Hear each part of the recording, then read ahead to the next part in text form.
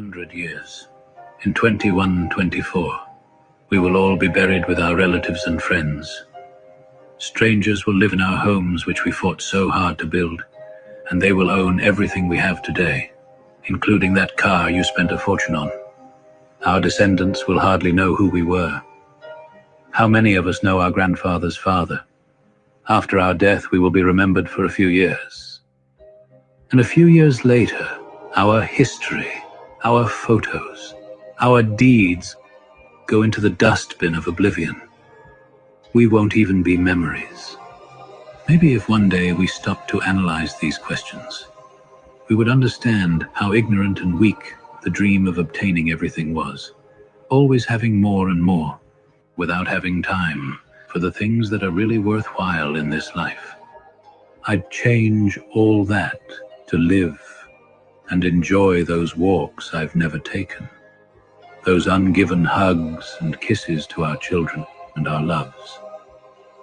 That is what life is all about. In 100 years,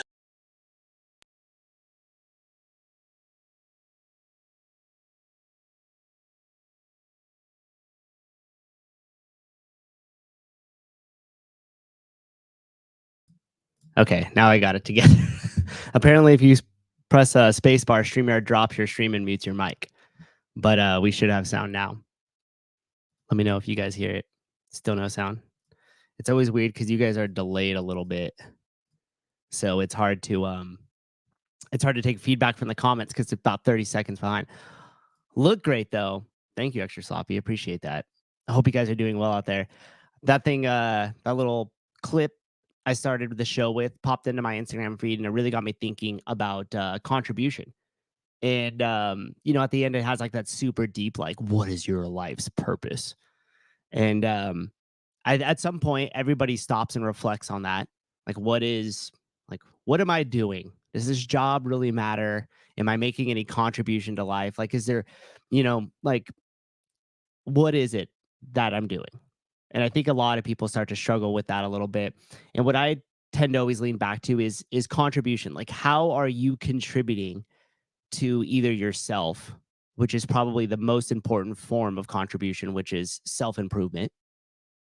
So how are you improving yourself? What things are you doing? Because if you improve yourself, you'll improve those people around you. Contribution to yourself, self-improvement contributes to your family and friends. Hopefully it does.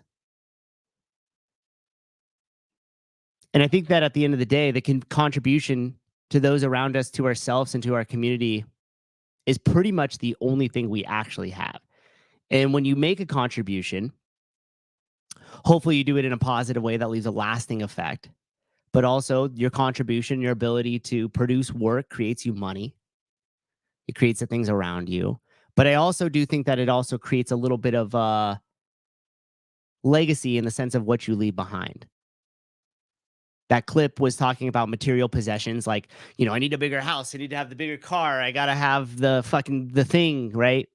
The shirt, the luxury clothing items so I could keep up. And when people see me, they get this impression of me, and it produces status.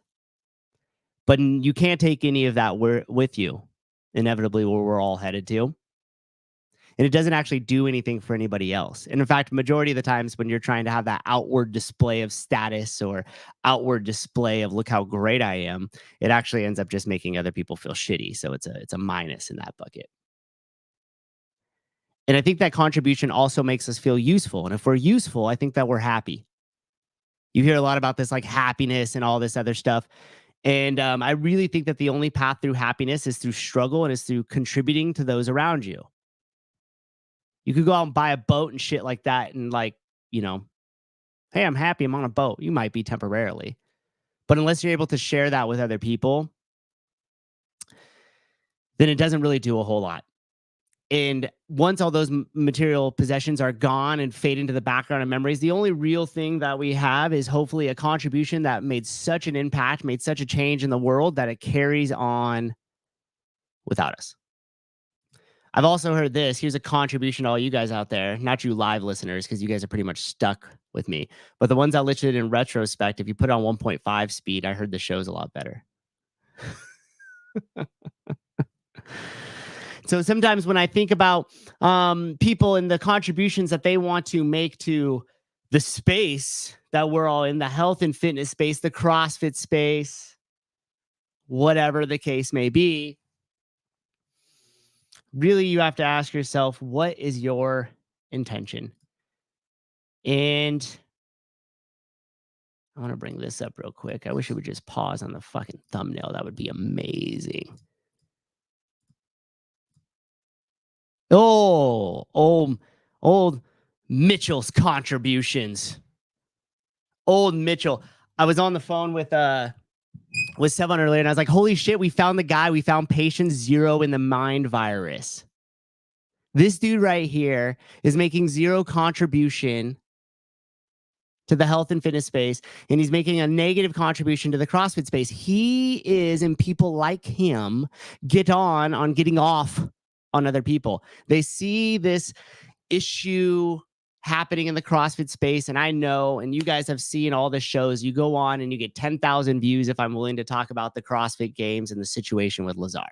Everybody wants to see it. Well, this guy also threw his hat in that ring as well. Probably got a ton of views, ton of attention from it, and decided, oh, well, shit, okay. Let me just keep on keeping on this. Except for this time, he stepped on a landmine because he went after John Young in his opinion here. And this guy, and people like this guy, want nothing out of that contribution other than people to watch, listen, and follow him. And he will use that outrage to push his own shit. He contributed nothing with this video. He didn't even take the time, the 2 minutes at the minimum, to go through and even listen to any one of the shows that John was on or to understand him as a person. And you could tell that right away when he made the claim in this video of, oh, they're just looking at those CrossFit girls and probably trying to sleep with them. Like, not with John Young. Other people in the comments right now, you guys are putting, he's 28. Yeah, he's 28 going on hypertensive. He's 28 going on health conditions because of the different stimulants that he has to use for his sport here. Now, anyhow, Sevon and Hiller already chopped this thing up hard for the last 40 minutes, which I'll be making a clip of and putting it in there. But what I really wanted to do is read through some of these comments real quick. I thought these were funny. This is telling in the way people think. Unlike most keyboard warriors have, no doubt, Mitch would happily say this to their face with little fear of repercussions. Ha ha ha ha ha. Shut up, Justin. What the fuck are you providing here? 61 likes from all you freaking betas that hide behind somebody like this. And again, you're stepping into an arena of shit you don't even know about. What are you talking about? It's mind-boggling how many people actually think a sport somehow doesn't have merit if you don't want to sleep with the competitors. Yeah, because that's what John said. Strong woman grows by leaps and bounds every year, regardless of these podcast trolls. It grows leaps and bounds. Yeah, the fuck right. And if you go and check out this dude's Instagram, ask what contribution he's made to Strong Woman. There's not even one in sight. This dude's a joke. This week in the fitness industry, garbage people have garbage opinions. Appreciate Mitch having the balls to publicly call them out rather than sit on the fence as to not offend either side. You think that this takes balls? You think that what this dude is doing takes any sort of balls whatsoever? Dude, this doesn't take any balls. This takes an internet connection and a dude that knows where to push in order just to get attention. That's all. He said the exact same thing in this video. That's from Vindicate. Where's Barry Cockermer's things? Oh, Clock, you guys are all up in the mix.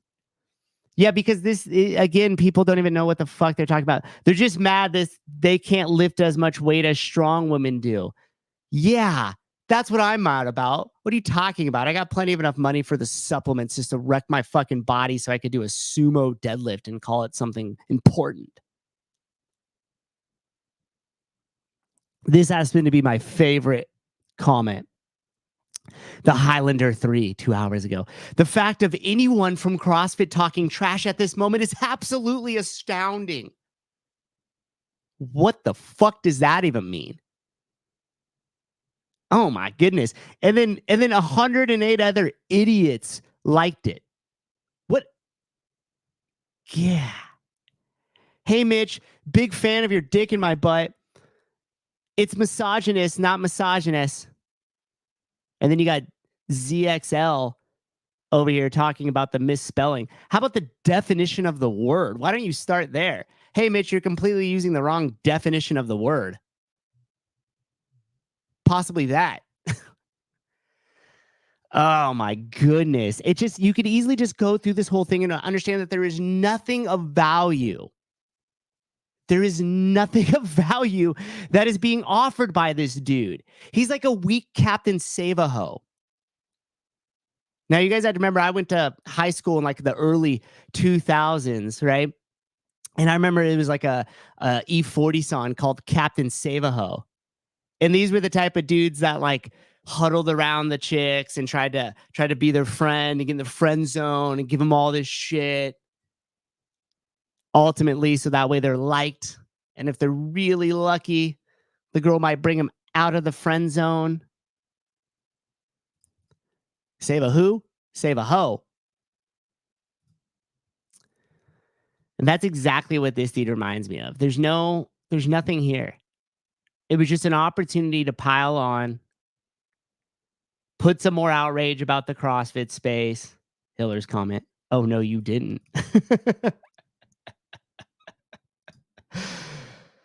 Congratulations on the 300 subs, big guy, because that's all you care about. This is also the type of dude that puts a little post on his thing and goes, yay, I'm so excited. 2 million of you listen to me. Here's my fucking cake in a balloon. And now what is my job to do is to make sure that I'm liked by all these 2 million people. I can't really have an opinion until I decide that it's an unpopular opinion. And then I can have that opinion because I'll be protected by the masses. You know what? John Young has more integrity and he's more of a man in his little pinky finger than this whole Mitch dude is across his whole body. John Young is the type of guy that when he says something on a show or in here, and even when he's wrong and he knows it, he stands up to it. He says, yeah, I said that. Yeah, it was wrong. Or yeah, I didn't have all the information. Or yeah, I've changed my mind. And I respect him for that a lot. Because he understands that he's going to make calls. He's going to make opinions or have opinions. Information, situations, and things are changed. Sometimes he stands by them. Sometimes he says when he's wrong. And I respect him for that. And even in this clip that was pulled here, which I thought was hilarious that John had said that, now has made it on here. Good for you, John Young. Use this as your coming out party. Double down on this type of stuff. Because you know what? The way that you said it in the show and on that clip, when you're like, it's just my opinion. It doesn't really, I like the CrossFit girls. They're just, it seems like they're a lot on surge. Because they are, dude. You're not going to walk around and be like, oh, look at that chick. She could carry me around during sex. I know I'm turned on. Says fucking no dude ever. Oh, these people are so afraid of the truth.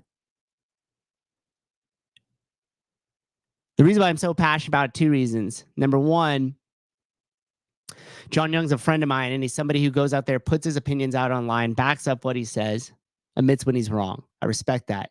Number two, is this dude is the problem with men in our society. He thinks that he's doing right by having the right social justice opinion on here and just goes on and just bitches to appease the crowd, offers nothing, concludes with nothing.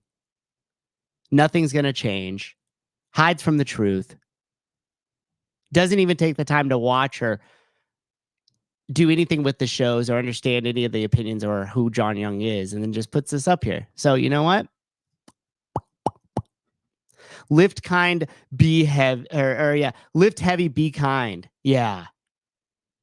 I'm real kind unless I disagree with your ideology or the way that something's said, and then I'm just gonna not be.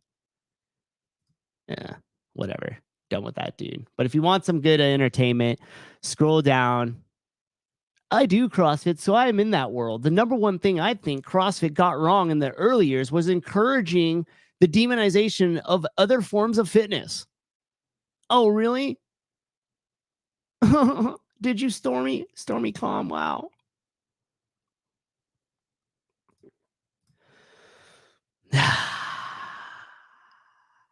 So yeah, I wanted to put his name in the caption, even though I spelt it wrong. It's Hooper. Shout out to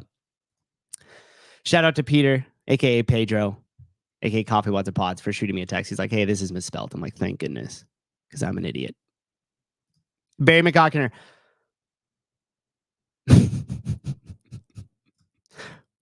Hooper 19. Yeah. Anyhow. Okay, so what I really want to get into the issues today is I want to talk a little bit about CrossFit's culture. We saw that even inside those comments right there, John Young. Shout out, dude. I will go to war for you, bro. You fight. I will. Yeah. I will there. I will stand in front of that firing squad with you any day, my guy. Any day. Fuck that dude. And here is an issue. We have shit like this coming out. You guys, I'm sure at this point have seen that, like, what happened at the CrossFit Games made national headline news. We talked a little bit about in the last show. I'm getting stuff sent from me from friends from high school that never even did CrossFit that are like, check it out. You made it on the New York Times again, dude. Ha, ha, ha. And there's zero voice. There's zero pushback. There's zero defense. There is nothing. There is nothing. In terms of media or in terms of narrative or in terms of pushback against any of this stuff that's coming out. And stuff like what this Mitch dude is doing is the continued pile-on that's only going to get worse, especially after we have some sort of result from the investigation or we have some sort of consequence from what happened. And so what I mean by out there is like consequences, like somebody gets fired or the games changes in a major way. Like we all know that there's going to be some sort of consequence from this. We just don't know what it is yet.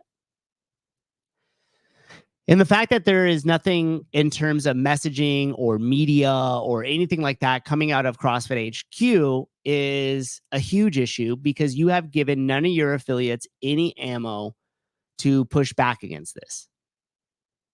You've given nothing to even sway the narrative away from the conversation or the talking points. And unfortunately, I think that the stuff that will come out of CrossFit HQ will miss the mark.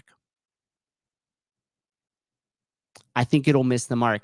And I have this clip here that I wanted to show. I don't think I'm going to be able to play it entirely because it has like music that plays. And then, you know, I get dinged for it. But anyhow, you'll get the point. You'll get the point. My father didn't aspire to be wealthy. In fact, they were suspicious of folks who took more than they needed. $12 million mansion. Obama's DC estate, $1.8 million. Hawaii property, $8.7 million. Michelle Obama said outfit that night, $2,500. $1,000 shoes. Didn't aspire to be wealthy. In fact, they were suspicious of folks who took more than they needed. Suspicious of folks who took more than they needed. The reason why I want to show that clip is because it shows an out of touch of reality. We live in a different reality than most of the politicians live in. They come up there and they make these claims and they push a lot of policy that pretty much has no effect on their lives whatsoever. But they're going to very quickly tell you what to do, how to think, and how you should live your life. And they're also going to do it in the name of helping you, the average American who's working hard to fight inflation, which government created, and working hard to make sure that you could still feed your families, why they subsidize most families who don't work. And by families, I mean individuals who are just applying for a lot of welfare. So essentially what they're doing is they're telling you, and by the way, please don't jump on that welfare comment and think, Susan, people need have hard times and they need help. Yes, I know. But we all know that the welfare since the 1970s has created a welfare state. We have multiple generations of individuals who have just lived off welfare. So you cannot say that it's just helping people in hard times. It is subsidizing individuals who are non-contributors of society. And when you have that far of a disconnect between the people at the top and the people who are actually the producers that are going to turn the wheel of the economy, there starts to be an erosion in leadership and like trust within that leadership. So Michelle Obama, or Michael Obama, as some of you guys said in the comments, is going to come up here and tell us that we should be weary of people that have too much. We should be weary of people that take more for themselves than others. And then they show the clip of all their property and all their house and like everything else, right? And so where I immediately go with that is all the executives over at CrossFit that have now been hired as serial tech entrepreneurs, not entrepreneurs, serial tech executives, excuse me, coming in from all the different jobs that they have done with their well oiled up resumes that look great, that are going to find a way to create some sort of value proposition for you, the affiliate owner or coach, but have a massive disconnect between what their job is and what your job is.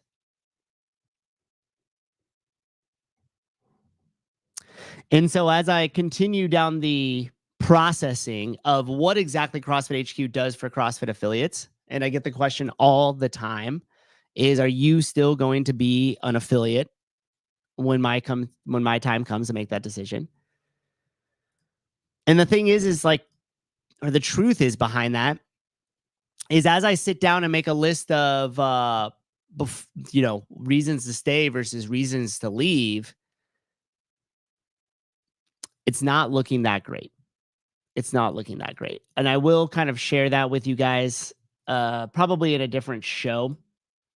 This one will get interesting. I know a bunch of people were here for the outrage with the Mitchell thing and then left. And that might be a mistake because I am going to have a guest on. We're going to be talking about the potential future for coaches, potential future for affiliates, a potential. And we'll go with some comments. Jake, I'm always concerned with men with 10-inch penises, but wear condoms. We need more men with large schlongs. Pass it along, please.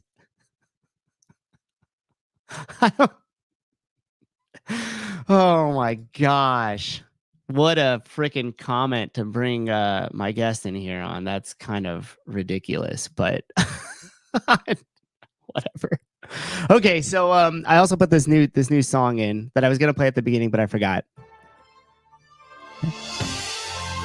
Can you recognize it? I have to kind of like talk over it a little bit.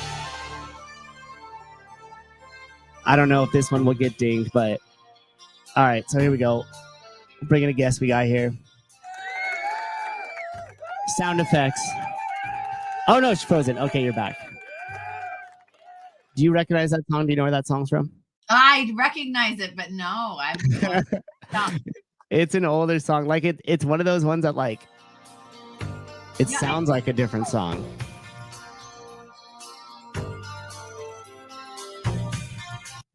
I don't know. It's old too. It's not like Molly Ringwald should be like the thing, right? I liked it because I had this big like and like hit at the beginning, and I was like, "Oh, I'm gonna use this," but I got all wound up because some guy on the internet was talking crap about my friend John Young, and his opinion on strong women, and so I had to go down the rabbit hole of talking crap on the internet. People like to rile you up. I think you got to pick your battles. I definitely should pick my battles, but I don't know. I have this soft spot. Like if it definitely comes down to somebody who I'm like friends with, that's always tough. I was always that kid in school that like I never really like caused any trouble or made us think of anything. But if I saw you like pick on one of my friends or somebody that I knew that like did not want to fight or did not want to be picked on, that started like, it just irked me so much that then I just would like interject myself and get involved. It's probably not a good thing, but I it is relate what to it that. is. I think I still have a little bit of that instinct in I me. I think you do too. Yeah. I can't help but be protective, right? I mean, I always think that like it's probably a sign that like I'm not good with my own vulnerabilities, that when somebody else's are exposed, it causes this like overprotective reaction in me where I want to like just wrap a cloak of love around the person and destroy the other one, Yep, right? that's exactly where I was with Perfect. And like, are you seriously gonna try and I mean, you've heard me say this before, but my like, tombstone is gonna say Emily Kaplan, she didn't pick fights, but she didn't lose them either. Right? Yeah, that's it. That's exactly it. It's like sometimes you can't help but get involved, especially if you know there's like an injustice or something happening. Absolutely. Or like the mob stuff. I mean, I think we all have seen these examples that really make your blood pressure go. Oh yeah, yeah. But thanks for joining me today. I know you got always 1,000,000 things happening and going on at the same time, and I wanted to kind of bring you in here and just catch up. We talked about on the last show some of the stuff that BSI is doing and all the awesome things you guys are doing over there. I'm trying to find right now this converter too because you sent me a teaser for a course you guys have, and I'm trying to convert it now from a movie to an MP4 file. So if you see me looking over here, that is what is happening. Very fancy. I wasn't asked to do that. I know it gets crazy. I don't even know half the time. And some of this stuff I could do in real time, and usually Savon just keeps rolling through, so I get a couple minutes to go in the back of the curtain and figure it out. But let's talk a little. The first thing I want to talk about, which I'm really excited because we had a conversation probably like 2 years ago when you originally kind of told me about the Emily Unleashed podcast and all the different people you had access to and the conversations that you were going to have. And I was a huge fan of that because I think the type of people that you have access to and your ability to take kind of what they're doing and distill that down and make it digestible for all of us, and then still at the same time ask some really insightful questions that continue to kind of like show the work that they're doing or this mission that we're all on, is a huge superpower of yours. And I know that this is getting close to that podcast being released, right? Yeah. And I mean, I think it's important to say, like, I was very reluctant about doing this. I think like Greg Very kept reluctant. saying to me, you should be like interviewing people, like you should have a show. And I was like, we have so many things in the works. And I know from when I had the Empowered Health podcast, like it was so important to like be consistent and do it every week. And I was like, I can't do that. Like I just don't have the bandwidth right now. Because I really obviously spend a lot of time researching the guests that I'm going to speak to, the issues, the people in the 8 episodes we're releasing are really critical. I mean, like deep dive thinkers, people who have like really changed a paradigm, or in some cases have done really profound work in the medical space. It would be kind of a waste if I didn't do that work. And so I, sort of recorded 8 episodes and kept holding them and thinking like, okay, like I need to do more. And then just like a couple weeks ago, I was sort of just like, fuck it, let's just release them. Because now, I mean, like I interviewed Adam Carolla, what was like last December or something, right? And if I was going to interview Adam again, we would talk about the election. And so the interviews are like evergreen in the sense that like we're really talking about how do you go about challenging authority in a way that other people who are watching can learn from, but that also may not have realized like how much these people have risked to put their ideas out there. And that's the theme of the guests of the show. But it's funny because Greg was basically like, just do one interview. And then like next time you want to talk to somebody interesting, like just do another, like don't put pressure on yourself. And then Bob, my husband, basically said the same thing independent of Greg. Right. And so I was sort of like, all right. Now So they're both saying it. right, and like that's kind of, I mean, like they agree on a lot of stuff, but like it's sort of odd for them to both, sort of have the same approach to it. And obviously, I think they're both incredibly smart. So I'm like, all right, I should probably take this. And I think, part of the reason for doing the show, and people are like, what does that have to do with broken science? And I know we're going to get into all of this, but broken science is so much more than like, I think the philosophy of science and the work that Greg and I have done over the past few years is really the foundation for critical thinking. but that everything else is coming from that. And everything that we're doing is grounded in science, which is really, sort of investigation into ideas that you can't be 100% sure of. So I wanted to do Emily Unleashed in part because I feel like there are really great examples of people who are critical thinkers. They're oftentimes, villainized for being outside of the status quo. But also, I think like kids today don't seem to be as rebellious as they used to be. And I think part of the whole broken science thing is like, we want to encourage rebellion because we think the status quo isn't working, right? And this is in fitness and health. This is in medicine. This is in education. And so our societies are designed to build communities of people who have recognized things aren't working right. Right. And want that, right? And so I think, well, then we should be talking to people who have done that successfully and can kind of, through their own narrative and storytelling and examples, maybe inspire other people to be like, you know what, I don't think this is right. Or I think there's another way of doing this. And I think the amount of censorship we see right now, the amount of sort of like, free speech in Europe is like, they're arresting people. Like people are not aware of all of these controls that are already kind of coming into play. And so I think like these projects are really critical right now. And people really need to like be kind of doing everything they can to make themselves as strong mentally and physically as they can, because we don't really know what's coming, but it doesn't look good. And it's definitely not a sure thing. So I was excited about the show for that reason, because I feel like these are all people who are sort of personal heroes in one way or another. And it's really like art and science. So there's some interesting, there's a woman who I knew in sort of a different capacity who's been basically, since the Taliban took over in Afghanistan, she's been launching these sort of underground schools for girls, because girls aren't allowed to be educated anymore. And how she's been able to do that is really interesting. And she is a spitfire, like-minded person. And so she agreed to do it. And then Adam Carolla and Dr. Drew and then some philosophy of science guys that we've had at some of our events who have really interesting ways of thinking about, David Stove's work and why that was revolutionary at the time, but it's still incredibly revolutionary today. We bought the rights to that David Stove book, and just to jump around, that book is on Amazon right now, available as a broken science book. So our new imprint.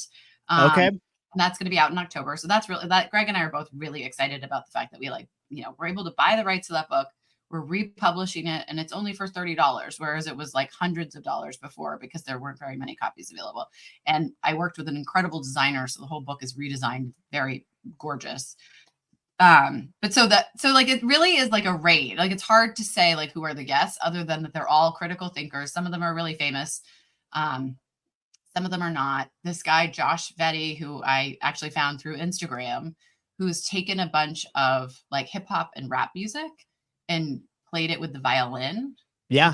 Savon used to play it on his show when he did the Thong song like a year ago. I don't know how this dude popped on our radar, but we started listening to it, and he would became obsessed about the with the Thong song thing on the violin. So he would play that guy's stuff on the show. I think we tried to get him. I wonder what happened with that. We tried to actually get him on the show. He did. I can't remember what happened. Was him doing Cypress Hill, and I loved Cypress Hill when I was a kid. So I was like, what? Yeah. What is this? And he's very cool. And he, sort of came up with this idea on his own and started doing it. And then, all these big people in the space started asking him to come and do, their concerts with them. So yeah, that's really cool. Interesting story. And, I think I'll keep doing it. I was sort of thinking that season 2 might be people that are just in health and fitness. Because there's a lot of really interesting revolutionaries in that space that, Greg obviously being one, but others as well, who have, made such dramatic change that we don't even know about now. Like, we think of this as like commonplace. I mean, like, yoga is a good example, right? Like, yoga used to be like, people thought it was like some weird cult and it was illegal. Like, there were a lot of things put in the way of that. And now it's like everybody, there's nothing controversial about it. Right. So that's coming out Thursday. Okay, and where can people find it? Somebody just asked that. Like a YouTube, Spotify, will it be everywhere? Is that going to be? It's going to be on YouTube, although I don't know if the whole episode is going to be on YouTube. I think we have emilyunleashed.com. Okay. We'll have all the show notes and everything. And that redirects you basically to the Broken Science part of the site where Emily Unleashed is. And then also if you go under content where the Glassman archives are, so we have all of Greg's old writings, and we're in the process of putting all of his ups. There'll be a drop down there. I don't know if they've done that yet or not, but it should be there very soon. So you can, and I mean, like we have Emily at Emily Unleashed is the Instagram page, which already has like, I think, I don't know, over 1,000 followers, which is kind of cool. Yeah. And here's the website for any of you guys. Like we have the teaser for the Emily Unleashed podcast right there. And then of course, if you come up to societies, you could go, or excuse me, the content, you could go to the Greg Glassman archive. And that was just what Emily was talking about, as well as the podcast videos, articles, like all the stuff that you guys have is centralized here on this website. So don't bother like searching around, just come to brokenscience.org and it'll all be there for you. Yep. Definitely. That's awesome. One thing that I was going to mention too, when you had said the thing about you had a woman on here that was essentially like starting these underground schools so that way they could educate women. Mitch, there's your problem, buddy. Not John Young saying that he doesn't find powerlifting women on steroids attractive. The fact that there's still areas in the place of this world that aren't going to allow women to become educated. And your focus is John Young's comment on the attractiveness of powerlifting women. There's lots of places that where women aren't allowed to be educated, actually. I mean, like a lot of women are married off when they're 12. Education isn't important. It's just crazy. I think this week that the women aren't even allowed to show their faces anymore or speak in public. So I'm so glad we pulled out of there the way we did. We did a great job. Yeah. I mean, it's crazy to think that there's still places in the world that are like that in terms of not educating women, not letting them show their faces, deeming them property of other individuals. And yet we're so focused here on a comment that was made online that wasn't, it's like our efforts are just so deprioritized, I guess we'd say. Well, I think that's the luxury of freedom, right? And that is, yeah, you're right. You get to fight over like sort of stupid shit rather than the big stuff. Yeah, exactly. Jake Chapman, are there any female strong women in Afghanistan? No. I mean, there's probably women that are strong, but I don't think that they're in the sport. One of the things that I noted here in our conversations that it just keeps coming back to my, as far as this like tagline, that is just essentially like personal health leads to the understanding of personal responsibility, which leads to becoming responsible for the things that you could control around you, which then leads to thinking clearer, which then leads to contributions to your family, your friends, then to a local level, then that actually leads to changing the world. And so I think in one of Greg's talks, he said something like, I have no hope in changing the institutions or the system. And a lot of, I remember talking to some people afterwards and they're like, oh, that was kind of a downer. Like there's no hope. Like and I said, no, you're misconstruing what he's saying. He's saying that putting our efforts towards pointing at the institution and saying, hey, you should change. Hey, you should change. Hey, you should change. There is no hope for that. The actual change and the actual hope resides in the individuals getting the information, especially from the intellectual powerhouses and the people that you guys are working with over at Broken Science, and taking that and saying, okay, what can I do with this information that I could take control of my life and then deploy that to actually create change. And I 100% believe that it's the first step is just realizing that you have personal responsibility. And the first person you need to be responsible for is yourself and your health. So you could move easily, think clearly, and then deploy those things out to the world at large. And so I think that's that's our whole entire, kernel of it. And like when Greg had said that he had no hope for that, I agreed with him in the sense is like, wow, I really got thinking, you're right. If we just stand at the door and pound and, set up some tents outside of the CDC and say, you guys need to change. You've been lying to us and killing people. They're taking like, okay, whatever. But if we actually disseminate education to individuals that they could take that education and use it to transform their lives and therefore the lives of the people around them, then that becomes a really powerful hope for change. So, yeah, I mean, it's the CrossFit model, right? It's like the idea that like you're not going to get everybody in the world to be fit or to stop eating sugar. But if you get one person to do it, and then they share it with other people, then suddenly next thing you do have millions of people who are doing it. And now we don't call diet soda. We call it sugar free. Like that's a direct result of that movement's impact. And I think when he says like, I have no hope for the, sort of like systemic changes, part of that is a reaction to how many people that he and I have met with, especially like before we really launched anything, where we were sort of just like trying our ideas out on people. Mhm. And so many people who had kind of come awake to this idea that, modern medicine is broken, that the way that we're looking at science isn't really about validation, but everybody had their target as peer review or academia at large or hospital systems or overhauling insurance or government influence with money.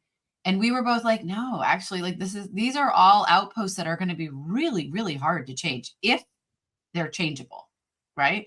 But the Right. individual actually can say, which we, sort of low carb is a great example of this. The medical community, by and large, still rejects low carb. But plenty of individuals are like, oh, my friend lost 100 pounds. I'm going to Right. try it. The results are saying something different. Don't eat sugar. I feel better. I sleep better. And I don't crave sugar anymore. So like, I don't know what your research has told you, but like my body is showing me something else, which is another part of, as you know, things that we're building. A big, there's going to be a technological piece, which everybody will learn more about in the coming months. That's really about N=1 experimentation, so that we are going to have cohorts of people who are able to share their protocols of like, hey, I've been trying this diet or I've been trying this regimen. And if anybody else wants to try it too, you can sign up and you can, follow what I did and do it exactly. And then my hope is that members of our medical community will go in and actually be able to study them and publish off of them, because you can't really do that the way the medical system is set up right now, because it would be considered, like potentially immoral, or, you can do whatever experimentation you want on yourself, but you can't get IRB approval and all of these other things to do, dietary things that are called bad by the mainstream, when maybe they're not bad, but we don't have cohorts to really study them. And Dave Feldman is somebody who like really inspired me in this way, where he was a lean mass hyper responder. So he had really high cholesterol. And so he started doing keto and he had all these great results. I mean, his cholesterol and all that stuff like that, it's just seems to be a genetic predisposition, but like, is he at higher risk for coronary heart disease or not? And so he actually developed such a following online, and all these other people started doing it, that they were able to collect a lot of data. And now they're publishing that. He would no one would have ever in a million years agreed to let these people with astronomically high cholesterol just eat fat and meat. Right. But he on his own and he inspired other people to do it. And sure enough, now we have research on it. So I think we can do a whole lot more of that, which I'm really excited about. Yeah. Because it's about empowering the individual. And it's also about saying like, it's my body. So I'm going to try this thing that may or may not work in, as safe as way as you decide you have a risk tolerance for. Yeah. But a lot of this, the idea of risk is something obviously really interesting to me on a number of levels. But I think when we think about health and risk, like it's actually, it's not risk-free to go to a hospital. No, it's like, it was the third leading cause of death for a while was, medical accident. So all of these things you kind of need to recalibrate when you're figuring out like, what is your, risk reward for some intervention? Well, why not try something else that's like kind of low hanging fruit that's right in front of you with a community of people who have done it and supported it and whatever. And no, it's not, a randomized controlled trial, but it's the step towards figuring out how does the body work and how do we process things? What are the root causes for things? So, I mean, all of that is sort of intertwined in a lot of the things that we're working on. Yeah. And it's interesting because you said the thing about like the diet change, like, right. Like I could go to individuals like my members or even people that are in the medical community.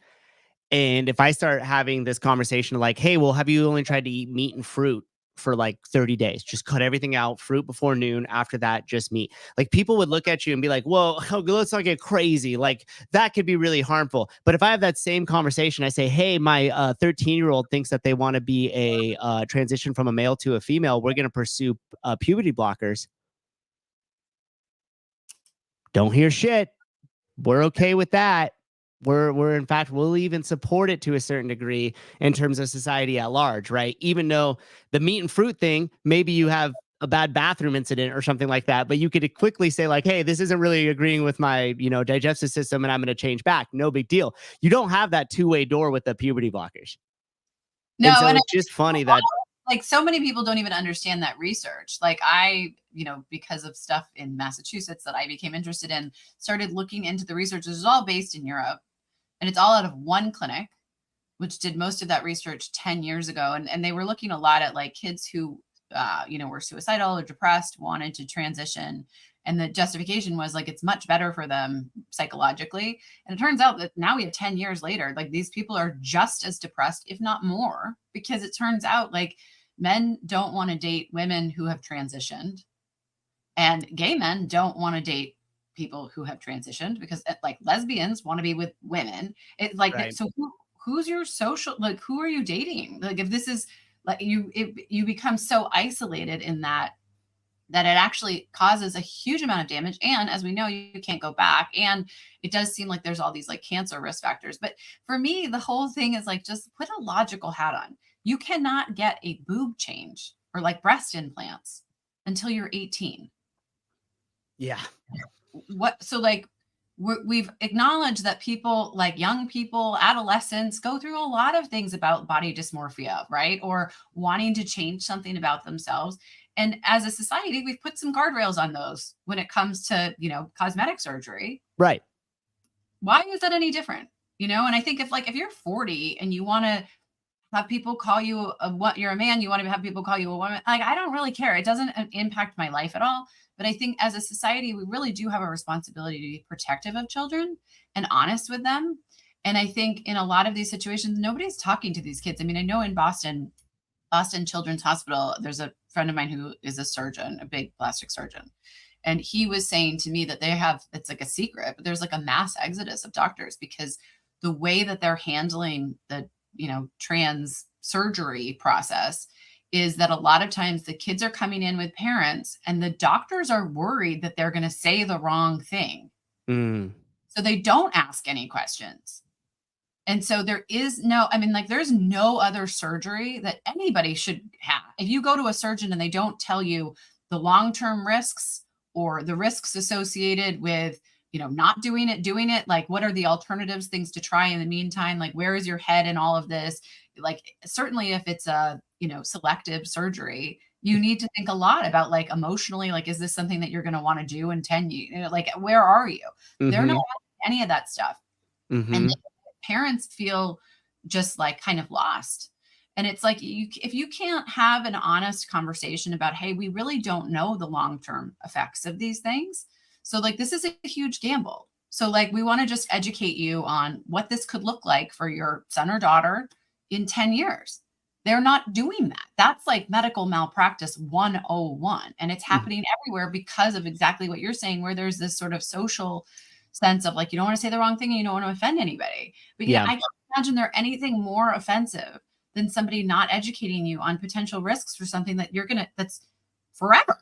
Right. And it's going to affect you more than anybody else, right? I mean, you're the one going through the surgery. You should have all the information.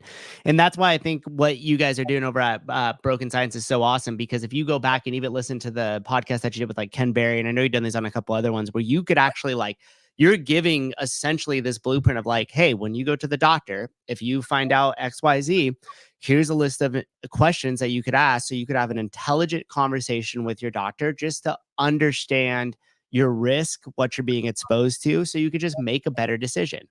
And there's so much of what we're doing is that. So like we have this math class that's coming out hopefully next week. And it's hold on. I got to show this off real quick because I did get it figured out. Okay. The whole entire time we were talking, and check it out. Now I got this. And here's the trailer for what Emily's talking about right now. Welcome to the BSI Math Class. If you've ever wondered how to make sense of the world using logic, probability, and critical thinking, you're in the right place. Every day we're bombarded with information. Some of it's useful, some of it's misleading, and some of it just doesn't make any sense. In this series, we break down complex ideas like epistemology, logic, and probability into practical tools you can use to navigate life's uncertainties. Here, math isn't just about numbers. It's about clarity. It's about being able to see through the noise and get to the truth. Whether you're making sense of health data, evaluating scientific claims, or just trying to figure out if you need an umbrella today, our course will give you the tools to make more informed, logical choices. Join us for the BSI Math Class, where we break down the math that matters. Boom. Look at that. So, and that's, I mean, I feel like as somebody who like didn't love math, like that's a great class for people to be able to come in and get some of these concepts. And I think probability theory, I mean, like Greg and I both feel really strongly like this just changes the game. Like it really changes the way you think about making any kind of decision. And so like a journal club is the same thing, right? So journal club is like very deep dive look at specific studies that we've picked, right? So we've done one on like Walter Longo's fasting mimicking diet, which a lot of people say is like amazing. The research is shit, right? But what happens is that when we go through them and we break them down, the more you listen to those, if you are a member of the medical society, all of those are in the library, you can start to learn what to look for. And that's it. Reading the news, or if you are diagnosed with something, or you have a parent or a child who is, and you want to go and read the literature, you'll start to be able to figure out like, oh, wait, this is absolute risk versus relative risk. Like I kind of know what that is. And then we have all the other tools to sort of remind you what it is. And so I think we are working hard to build as many sort of avenues into this way of challenging your brain to recognize how these things are broken and what you need to do about it. So like with the medical society, a lot of times people will say like, oh, you know, I'm not a doctor. And I'm always like, I'm not a doctor, right? Like I want to be a member of the medical society because this research is really important to patients also. And people who are just critical thinkers and want to read the news, right? And so that society is like, I think it was sort of like part of it was that we launched when CrossFit launched, and there was a lot of confusion about what ours was versus theirs. And ours is definitely open to patients. And it's like, definitely, I mean, it's open to anybody. And it's donation based, right? So you can spend as much or as little you want every month to be a member. And we're doing all these great events. So, I mean, I think we should talk about September 21st. And I think there's still tickets available for that. And real quick, I just want to throw this in here. So if you guys go, if you're interested in the medical society, you want some more information right now, you could join it. You just go to bsi.org. When you guys click societies, you could click the medical society. You could click apply to join. The apply to join, the application is the link that I just put into the comments of the show right there. They'll also be in the description of the show notes of this show. And if you're just listening to it on Apple and Spotify, so you guys can get all the information there. Okay. Sorry about that. No, that's great. Thank you for doing that. Yeah. Yeah. And so, I mean, I think that's like also that tour that we're doing, which I think Greg is saying he's going to try and come to as many of them as he can. He obviously just had a baby, so we'll see how that goes. I don't want to make any promises, but the Boston one, I'm talking, and Tom Seyfried, who's the metabolic theory of cancer professor at at Boston College, is also speaking. And the audience is going to be packed with like really interesting people. Greg had a chimenea made for me, which I'm really excited about. So we are going to also have a party at my house with everybody to just sort of like hang out, exchange ideas.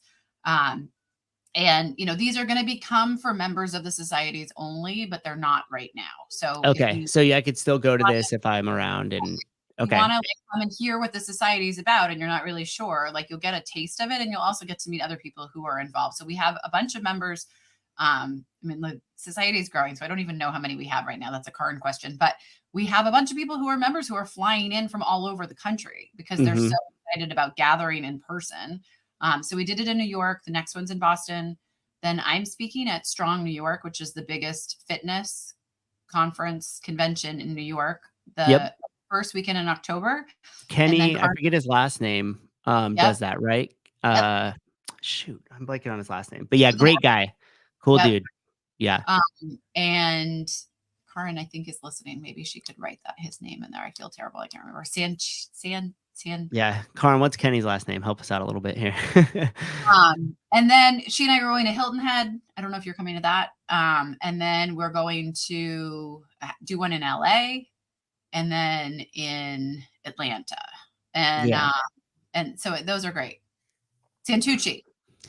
I'm glad you pronounced that, because if people that watch this show know I can't pronounce anything. So Santucci, Kenny Santucci. Yeah, cool guy. Really popular out in New York. I think this New York Strong thing is like his 3rd year doing it, or maybe even more. But I know now it's huge. So that'll be really cool. So he's very Yeah. interested in what we're doing too, I think. So that's all good. Yeah. And these events, guys, having been to the majority of them, this is like grassroots. Like this is the collection of the rebels all getting in one place and talking about all the problems and networking, and you'll find other like-minded people, and you'll have some great conversations, and they're definitely worth your while if you are in the area or have the ability to travel over there.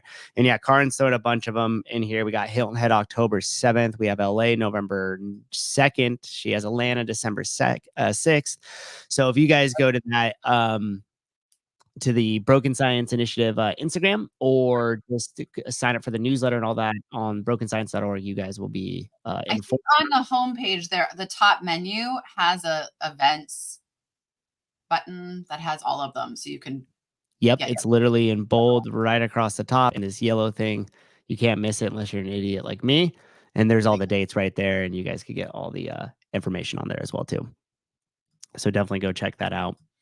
Yeah, and like, we can get into this discussion a little bit. I believe that what you guys are doing over at BSI and the stuff that I've got to be a part of, like, is the message. And I view you guys kind of as like the mothership of here's the mission, here's the direction, here's the contributors, here's all of it. Now go take it and go apply it to others. And this is an interesting comment. Rational Reflections Network. CrossFit needs to follow the powerlifting plan. No PED testing. CrossFit is playing a silly game trying to pretend it's clean. This is exactly what I'm talking about. I don't even care. I don't care about that. Everybody's so focused on the sport that we've lost complete sight of what the actual mission or what the actual contribution is, or at least what it should be, in my opinion. And you have comments like that when people are like, CrossFit's got it all figured all wrong. And you're like, okay, well, what should they do? And then you listen to them and they tell 10 things about the sport, or like the way the season should be laid out, or like all this other stuff. And I'm like, I could care less about any of that. Like, for me, I think the competition stuff is great if it keeps you consistent or motivated, right? So like nutrition challenges, I always like try doing this month or whatever, and do it with friends. It makes it better. But when you get to the level of like CrossFit, I think CrossFit is like really a sport now, right? You and I've talked a little bit about this more than anything. And I think they're shying away from a lot of the health stuff. And I don't want to like be negative about CrossFit. I just think like there's not any confusion on our side about like where we're putting our stake in the ground. And it really is about, the Personal Health Society, which we should also throw up there, because we're going to be making some big announcements in the next couple of weeks around the Personal Health Society. And it's going to be, I don't know if you want me to say all this now or, but I think like there is going to be a community built around the Personal Health Society that will resemble early CrossFit. And it's going to be about fitness, and it's going to be about nutrition. It'll be more about nutrition than CrossFit is willing to go into, because they don't have the expertise and they don't have the balls, right? So I think Greg and I feel very confident that his methodology reverses chronic disease and prevents it. And that's going to be the stake we put in the ground. And we're going to professionalize personal trainers so that they can go forth and be healthcare providers. Yes. And as you know, I've been helping Bobby Kennedy's campaign as a sort of advisor. Yep. And it's really interesting to sort of see how that's all caught on in a way where I think the country at large, I think he has done a remarkable job exposing the vulnerability that comes from chronic disease. And we really have aligned, ourselves in a nice, natural way with that market movement to say like, well, you come here. Our coaches are going to be the ones who can do that for you. And at the level of education and training that we're going to provide them, which you've been really helpful with, is much, much higher than anything on the marketplace. And it's because Greg launched CrossFit 20 years ago and knew this stuff, but now there's a lot more understanding of mechanisms of action I think our average coach is going to understand how to explain insulin resistance on a, full body level, where you have a cardiologist come in and they say, I don't want to eat that much fat. Like, I know it causes heart disease, and you're going to be able to explain to them like what happens when you eat fat and how your body responds to, glucose, and what happens with insulin, and why your pancreas does what it does. Like, all of those things are embedded into what we're building so that people are really well educated and can speak with confidence and authority on something that the world needs more now than ever. And we have the answer. And so our, sort of, we're calling them academies, are going to be really a very, very tight community, like sort of like a PhD in personal training. And that's definitely be something that is very tightly controlled. This isn't about money. This is about building people who really want to change lives. And it's going to start as like an invite only thing. So I say, go look at the personal health page, sign up for more information, because that's going to be the list that we draw from for the first invitations that go out. Yeah. And let me bring that up here. So when you guys go to here, if you see the societies, I already talked about the medical society one, how to do it. There's education, and then there's the personal health. So if you guys come here, you could throw your hat in the ring, just drop that stuff in there, hit submit, and we will have you on the radar. And so that's how you could keep, stay close to it and everything else. And for one, like, so I made this small list of stuff right here in terms of like, we had Greg on the show last week, and he was saying everything that I did with CrossFit when I first started was just with me creating something. What would I want if I were doing this? If I were going to be an affiliate, what would I want from a CrossFit HQ? If I was going to go to a seminar and learn stuff, what would I want? And I, for one, really feel that this is the same exact way from not only myself as far as like what I would want as Matt Souza, but like collectively what I've been gathering from a lot of conversations with other coaches, a lot of conversations with other affiliate owners.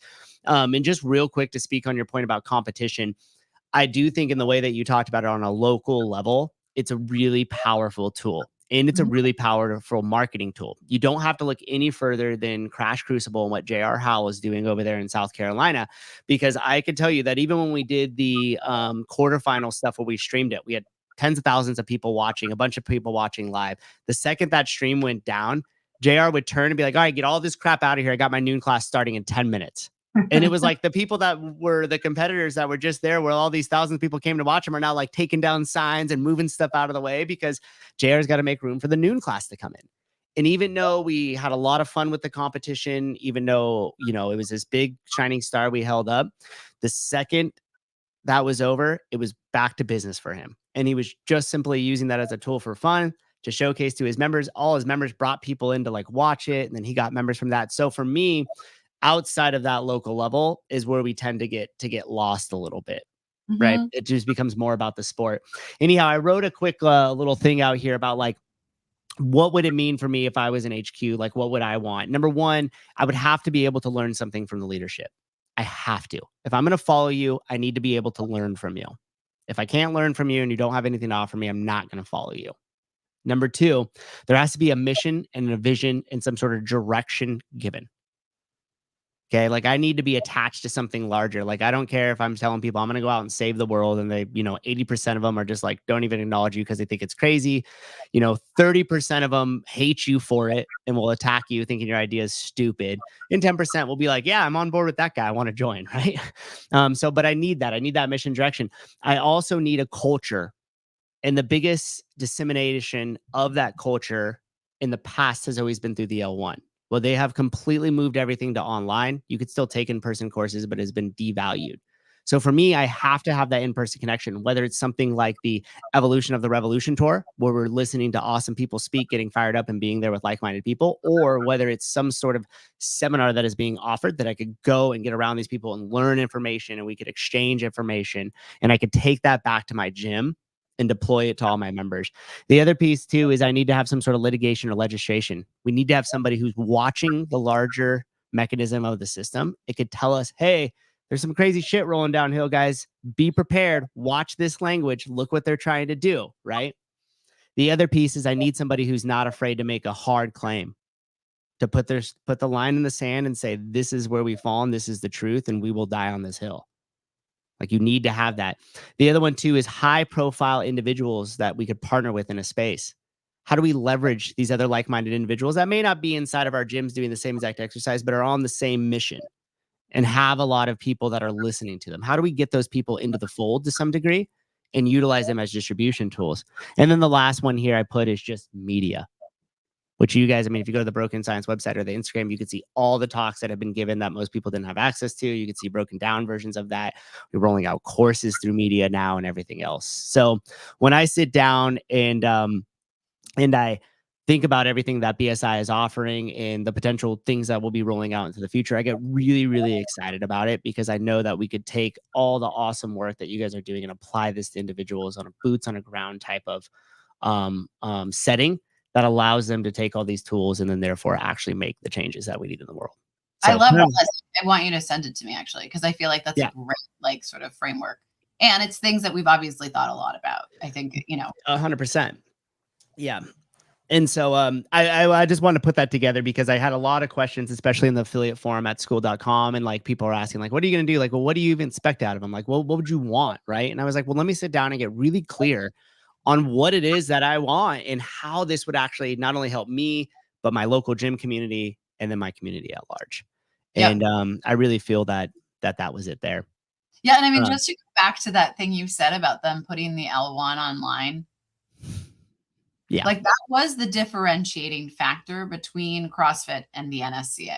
And I know they're not allowed to talk about the NSCA in any capacity anymore, which I also thought after, the accident happened at the games, the effect of that on the affiliate and this notion of like CrossFit being dangerous, like they can't address it. It's just that like I'll die being pissed about that settlement.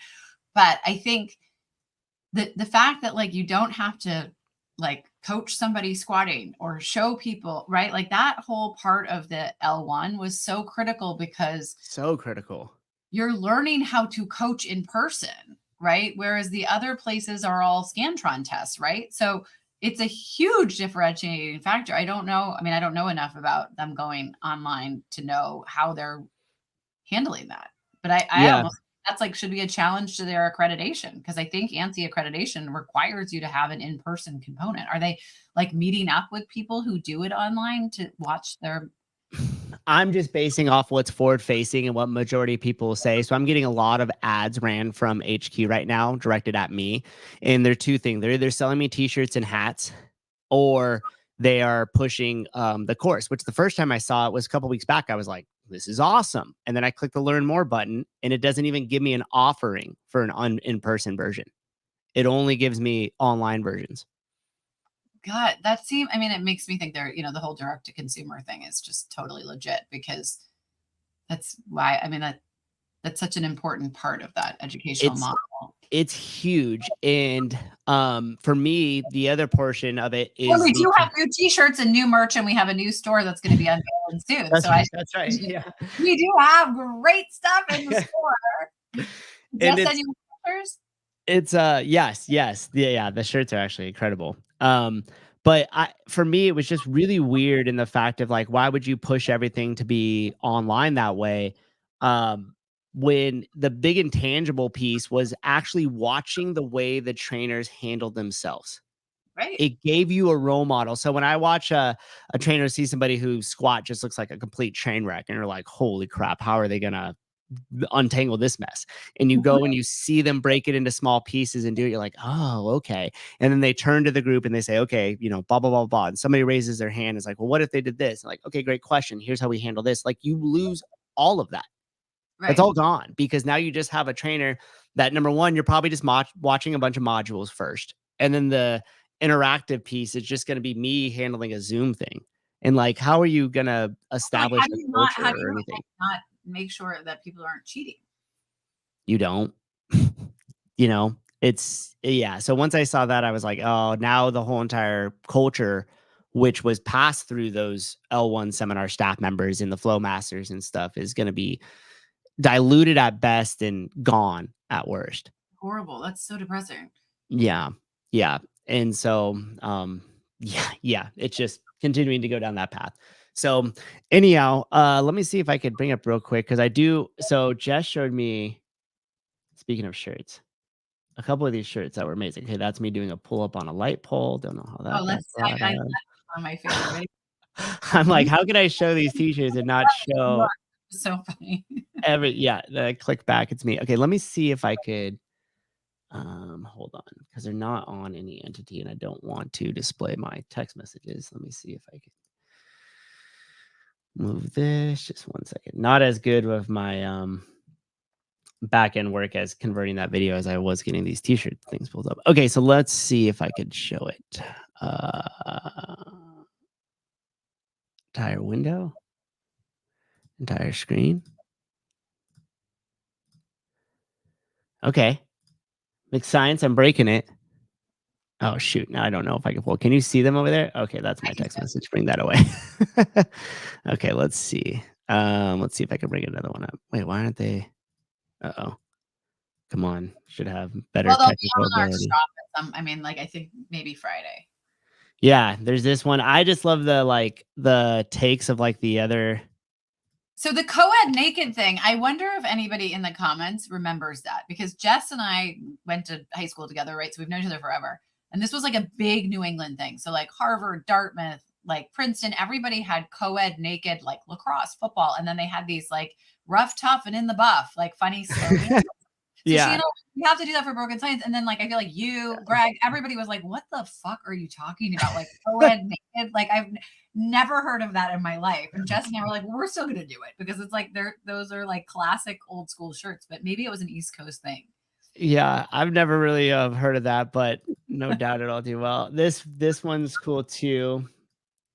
Let's see. Boom, that one. There was There's- like the Burger King one that was hilarious.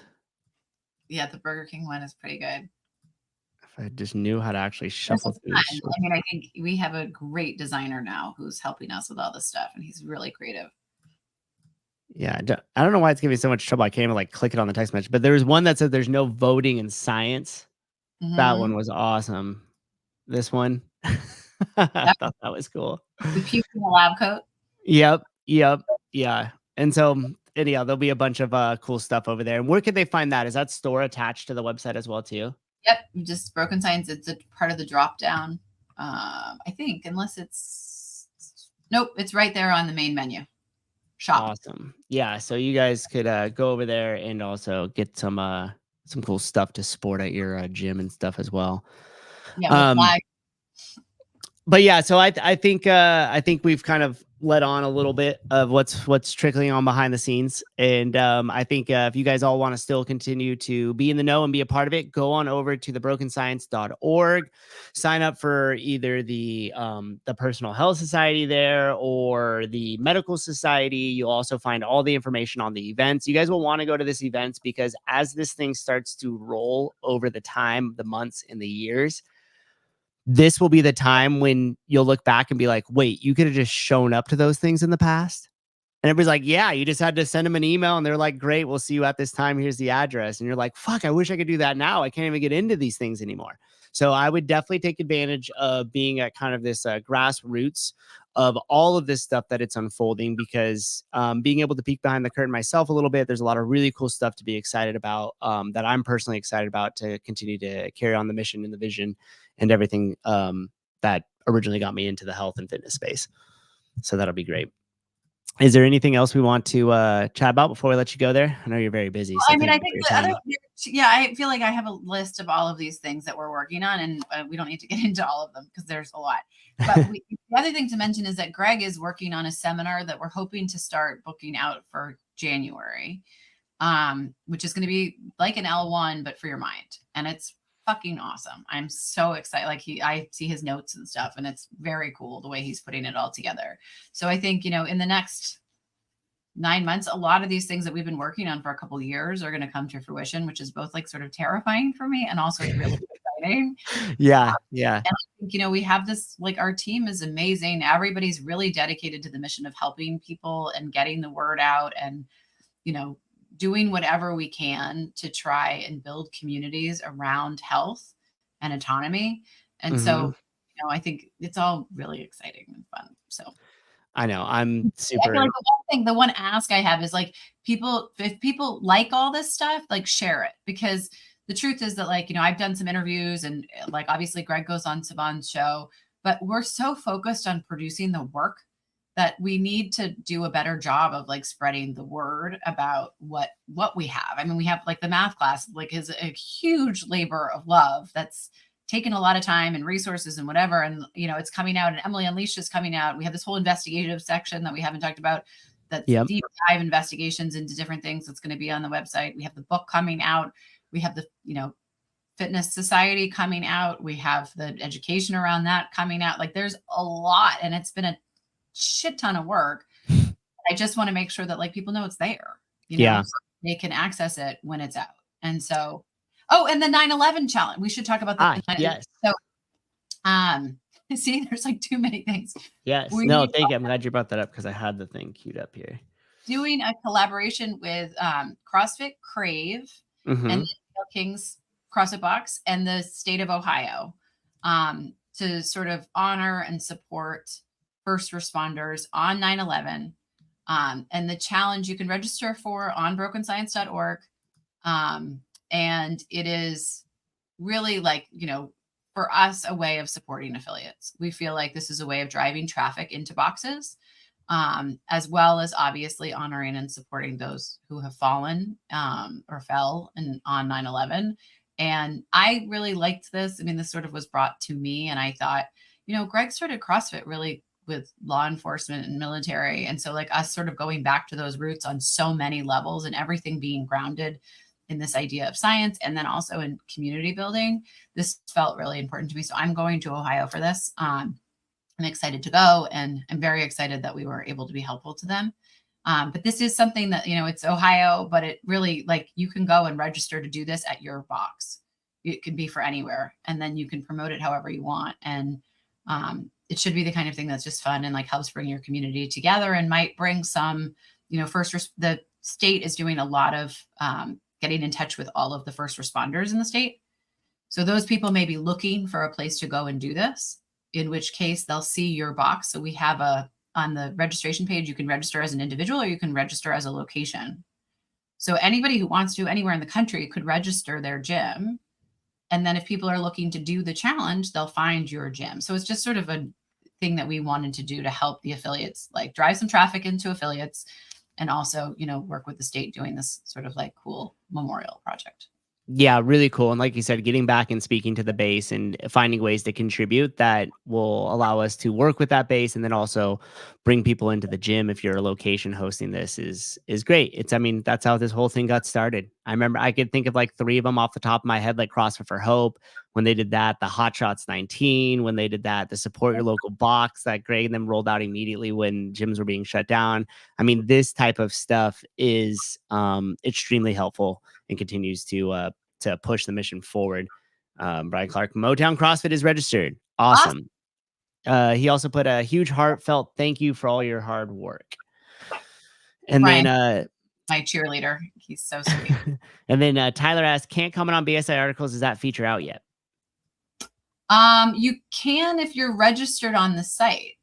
If you haven't created a user login, then you probably can't, but the forums should allow you to comment. There you go. So just double check all of that there. I'm just scrolling through to see if there's any other comment that only you could answer while I still got you for a second. But I think that was just about it. Oh, yeah, that was the same one. Tyler, thanks for paying the $2 to ask that comment. He was asking about commenting on the articles. I think Tyler has also been to the Journal Club as well. Yeah, and the Journal Club, we have one available, I think, for free, but otherwise they're really, part of the society library.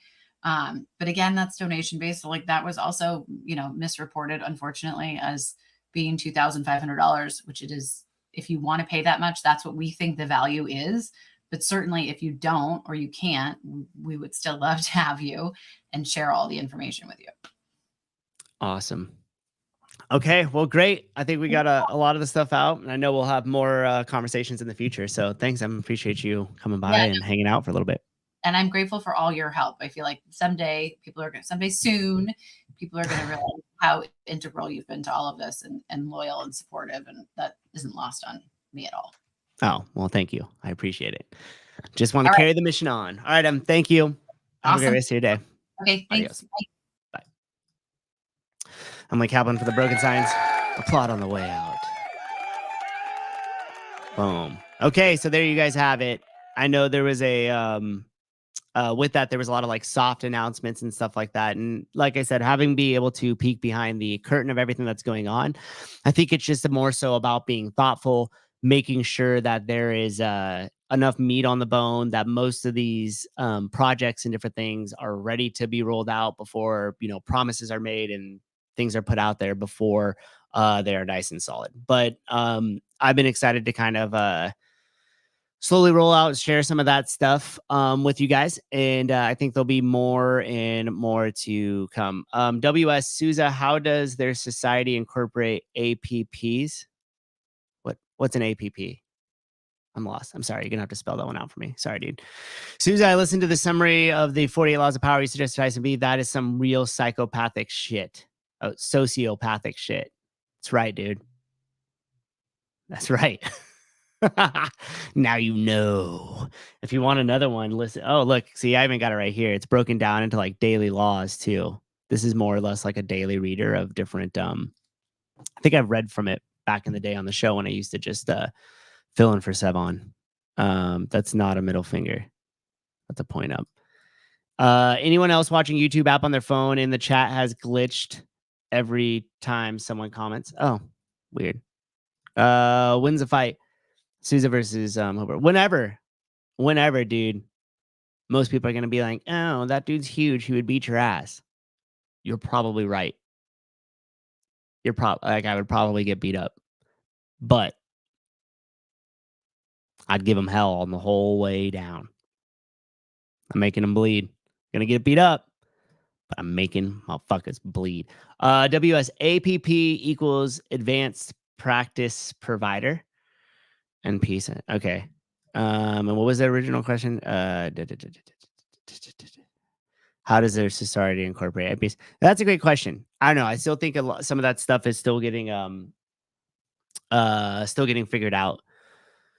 But I do know that the mission, which excites me the most about all that stuff, is about professionalization of the trainer. I talked about on the affiliate forum at school. By the way, if you're not there, you should go over, sign up for it. There's some cool stuff, and we'll be releasing more things on that. So check it out here.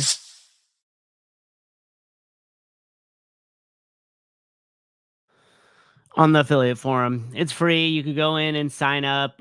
We put Greg's shows on the calendar. Typically me or some of the other affiliates will do a call every Friday at 10:30. We have some really cool stuff in here too. Like, let me show you this. Inside the classroom, if you guys aren't doing the affiliate video contest, all the information is in there. You still have time to do it. We got another week or so left. Also, this event planning thing, Jess from Life over in Miami. Carlos is a listener of the show, so is Jess. She created this whole entire events calendar thing, and I'll show you guys here real quick, just some brief stuff from it, where every single month, including all the logistics of how to do it, all that stuff is laid out for community events at your gym. And Jess gives you the whole entire playbook of everything that they run over at Life. They have great community, lots of members, really successful gym. And this is one of the ways that they keep all their members. So she put in all the stuff that they've done in the past. You guys could take it, use it as your own, but that's also available in there.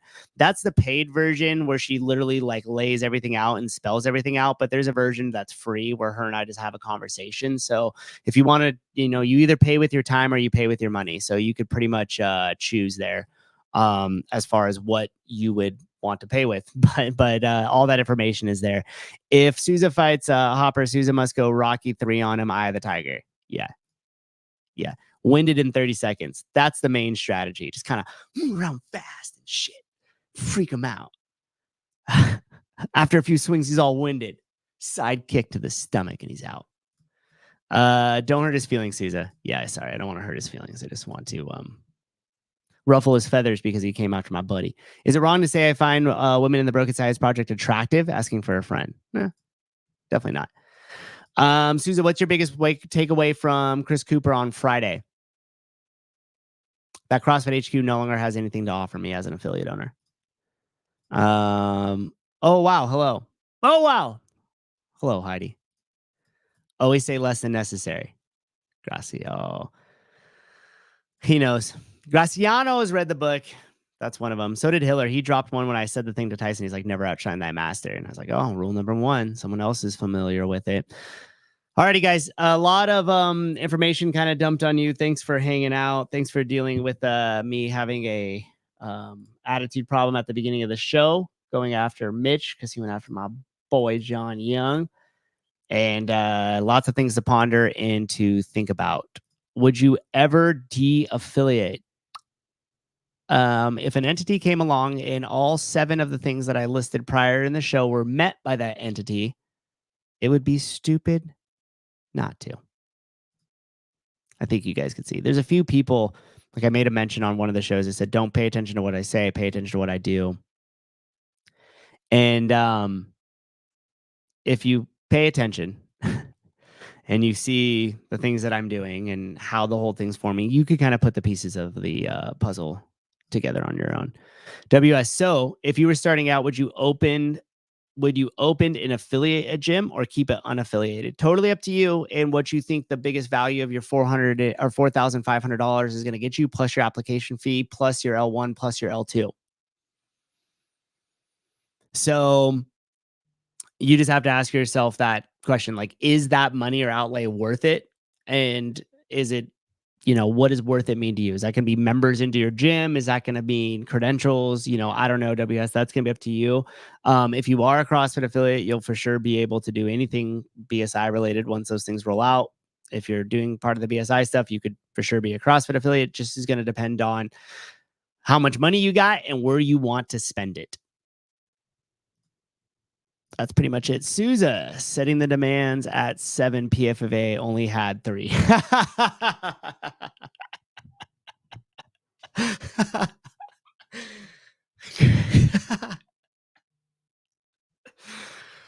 Yes. Yes, Ken, you are correct. LOL, the Chris Cooper Show convinced me and reminded me that I don't need to re-affiliate to keep changing lives. Yep. Jen Nichols. So the question is the Fitness Society going to be the entity? Probably know that. Wow, that was breaking news. Sounds like a comprehensive fitness/nutrition/science life program is coming to save us. One might even call it a lifeboat. And a tsunami of incompetence. Alrighty, gang. Thanks for hanging out. Hour 26 on a show. Next week when I come back, I'm going to talk a little bit more specifically about coaching in the gym. We're going to do some live call-in discussion around coaching practices, pet peeves, whatever you guys want to talk about. But I want to dig into a little bit about the coaching space, what I've seen over the years, what has been great, what has been absolutely awful. And thanks, guys, for hanging out. Thanks, you guys, for listening to the show. And as always, be good to each other out there. I'm still surprised nobody got this song. Old school beat. Nobody? Nobody out there? It's so random.